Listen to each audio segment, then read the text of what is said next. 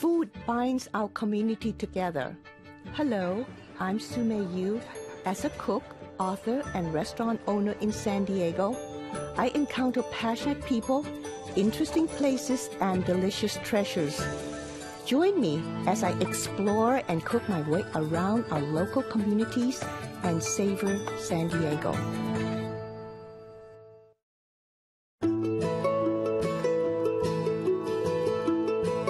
On this episode of Savor San Diego, we'll visit貝拉瓦多 Oils in Valley Center and discover how they and other local growers get their products onto store shelves. Then I'll show you how to make a refreshing salad with貝拉瓦多 unique avocado oil. If your dream is to own a vineyard, but fate handed you 40 acres of avocado orchards instead, what would you do? Would you press for avocado oil? Well, that's what the owners of貝拉瓦多 Oils did.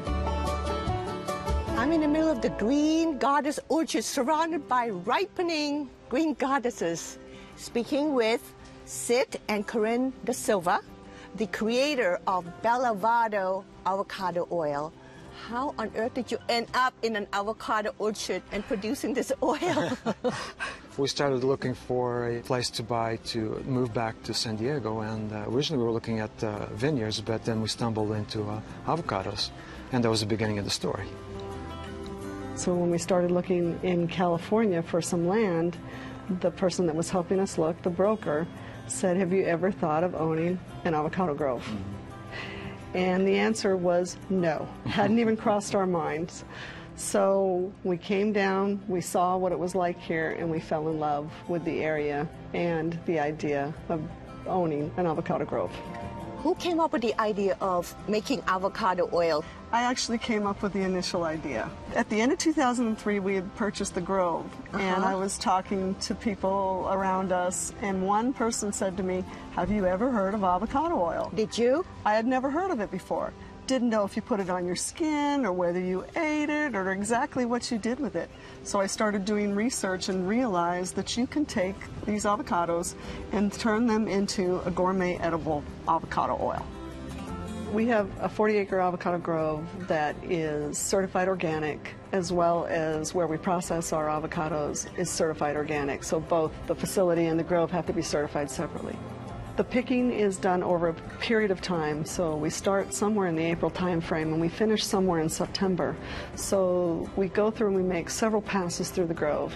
Once those avocados are put into bins, we work with our neighbor, Noel Staley Organics, to sort the avocados and decide which ones are sent to the fresh market and which ones are taken back for pressing of the oil. I understand that though you had some background in vineyards, right? Did you ever press olive oil? No, I grew up on a banana farm. And you don't press bananas? And my father also had vineyards, so we pressed wine, but I had no idea how to make oil. So what did you do? Did you buy the machine or did you build the machine, Sid? Yeah, we bought all the machinery, probably put together as one unit. And the machine was used originally for what? Not avocado pressing? No, it was brand new. It was a brand new machinery. It's actually an What was it mill. used for? It's olive mill with some modifications to adapt to the extracting oil from avocados. What I found most intriguing about the avocado oil process is that this family took a machine that is supposed to be used for making olive oil press, and they transform it by just their own creativity to press avocado.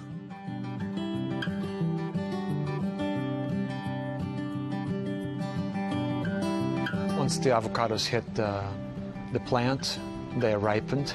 Once they ripe, we schedule production.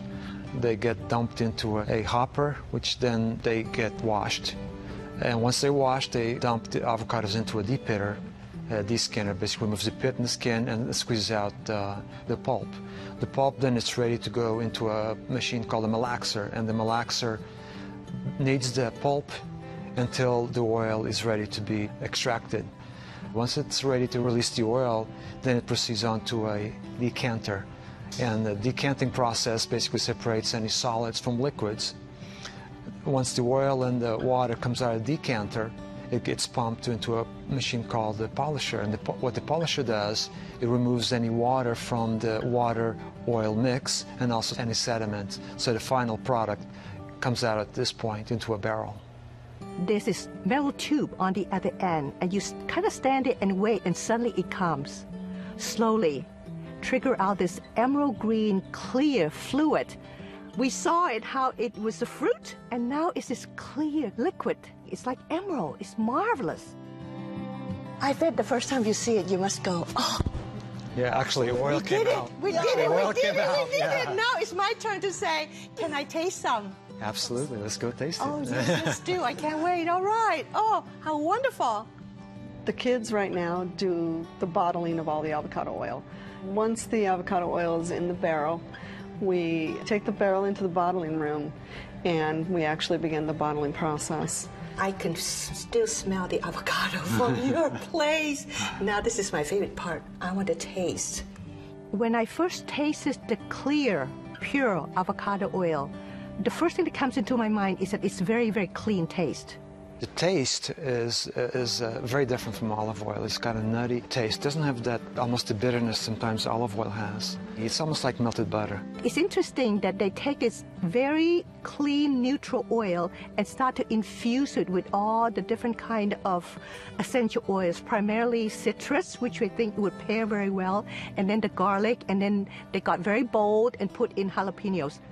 Avocado oil is similar in structure to olive oil, but the differences are there's more vitamin E, there's more omega-3, and it's more viscous than olive oil. And really, some of the best things about it is you can use it for cooking. So you can take it well into the high 400s, 480 degrees, and actually cook with it, not just use it as a finishing oil. When I cook with avocado, I always save the peel where there's a little bit of the avocado left in it to put it on my face and put my hand, because I know that the natural oil is really good for your skin. And it's really pleasing to know that they have turned something that I use raw into a product that they're selling. The concept came about from a philosophy that we decided with the company, and really that philosophy centers around nutrition inside and outside. So when you think about nutrition outside, and people may find that to be kind of an odd phrase, but your skin is one of the largest organs in your body. So when you use these natural pure products on your skin's absorbing whatever you put on it. So if you use a natural pure product and one with avocado oil that actually gets into your skin, you're actually feeding your skin. We started reaching out and selling our products mostly to farmers markets at first. The uptake was huge. People really loved it. We got really excellent feedback. So we kind of reinforced the notion that we were on the right track and we were doing the right products. We'll always have a soft spot for the farmers markets, and we still do them today, because for years it was the way that we kept this place operating and open. So the people that helped support us at those farmers markets allowed us to continue with the business and make it what it is today. Then we started reaching out to much bigger chains, bigger stores. And so once we got those contacts, we started presenting the product ourselves and talking about the benefits and all the things that it was good for, to actually get them to try it in the store. Being able to see your product actually sit on a store shelf, that's pretty rewarding right there. I would recommend that people who want to get their products onto a retail shelf to be relentless, use the networks that they have and the people that they know, and knock on every door possible, and be passionate about the product, because that will always show through. I personally wouldn't want to be doing anything else. Yes, there's long days, but the satisfaction of seeing it from the tree to the machine to the bottle, there's nothing like it. Inspired by avocado oil and all the local products we found at the market, I'm heading back out to Valley Center to share with the Balavado family a special green goddess recipe with a Thai twist. So Corinne and Sid, I'm so inspired by your oil that when I went to the market, I looked specifically for certain things to highlight your oil in making a salad that I called a green goddess Thai salad, because a combination of what you've created and what I fixed to make it so that it remains having that wonderful flavor of your oil. So what I did basically was to take your oil, because I read that you could cook it on a very high temperature, and I fried it. You know, I bread it with a very light self-rising flour and water. That's it, salt and pepper, right? And look what you see. Look at this. Look at that. It stays green. Isn't that beautiful? Green, yeah. That is beautiful. Yeah. Yeah, and so right now, you know, all these bitter greens are really wonderful for our chests and for, you know, for the season right now. So this is very Thai. So what I did was I'm going to add a little garlic. Okay, this is lemongrass. Okay, so that smells like something from the tropics. This is galangal, a different kind of ginger that looks like this. Okay. And smell it, smell it, smell it, smell. Right? Smell that. And then we're going to put a little salt. Not too much. Okay, and then just a touch of pepper in there because of Thai. Quickly, okay. And then we're going to add lemon juice. Sorry. Lemon juice, and I think we could withstand a little more chili. Let's do it. A little bit more, okay? All right, now, and then last but not least is your wonderful oil here that I'm going to add. And the nice thing about it is that I found it doesn't have its own distinct flavor, so it picks up the other flavor in my dressing. Yep. Look at that. I think that's enough for our salad, right? Yeah. Oh, And yeah. then in the salad, simple. Tomatoes, right? And I thought most people don't like raw onions, so I cook it a little bit in oil. Nice. Okay. Okay. Yeah. That's good. Right. And then these are pickled carrots that gives it a little character. Okay. Just a touch, right? And then we mix this first together. Isn't it gorgeous? I think it's beautiful, isn't it? Looks like your ranch. All these different colors. And then we're just going to add a little bit of the oil in there first. The dressing. Okay. And then we're going to mix it again. And guess what we're going to throw in there? Is your avocado. Oh. Can you imagine the oil beautiful. remains green? Yeah, look how green Definitely this stays is. green. Isn't that beautiful? Wow, look at that. All right, then we're going to add the rest in there. Oh, wow. I'm going to mix it up. And see if you could hand me that plate. We're going to plate quickly, and then you could taste it and tell me whether or not I've overdone my hand with the chilies for you. So see if you could taste the avocado that's been fried.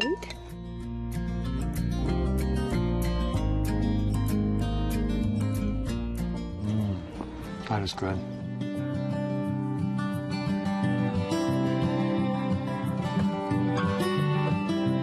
I'm so inspired with the fact that we're both entrepreneurs. We started from nothing, and you've got so much guts to do this, and I just think it's absolutely incredible to see it. It was a pleasure having you here. Obrigado, right? Obrigado, obrigado, obrigado.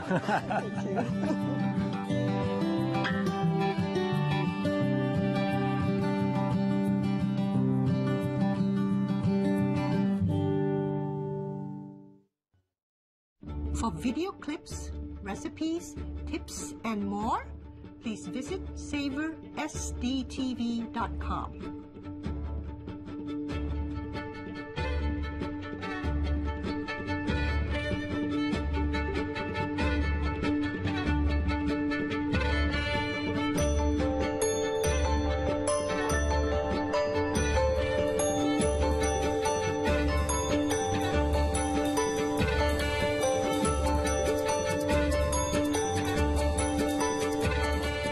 San Diego has been made possible through funding provided by these generous supporters and viewers like you.